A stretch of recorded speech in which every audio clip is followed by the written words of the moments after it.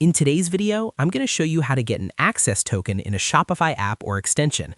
Whether you're developing a Shopify app for personal use, working on a client project, or preparing an app for public distribution, knowing how to generate an access token is absolutely essential. This simple step-by-step guide will walk you through everything you need to know so your app can communicate securely with a Shopify store without confusion or stress. First, open your Shopify admin dashboard and make sure you're logged into the store you want to work with. Once you're there, look toward the bottom left corner of the screen and click on the Settings option. This area is basically the control center of your store, so take a moment to follow along carefully and don't rush this part. Next, from the Settings menu, click on Apps and Sales Channels. This is where Shopify lets you manage all installed apps and create new ones.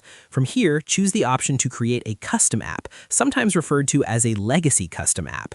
It might sound a bit old school, but don't worry, this is still the correct choice for custom integrations and development use cases. When prompted, enter a clear and descriptive name for your app, so you can easily recognize it later. After that, click the Create App button and wait just a moment while Shopify sets everything up for you. This step officially gets your app ready to interact with your store. Now, click into your newly created app and open the API Credentials section. This is where things really start to matter. Here, you'll be able to generate and view your access token, which acts like a secure key that allows your app to read or write data from the store.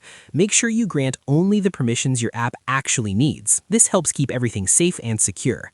Before moving forward, here's a quick tip. Always store your access token securely, never expose it publicly, and avoid sharing it in plain text. Taking a few extra seconds here can save you from major security issues later.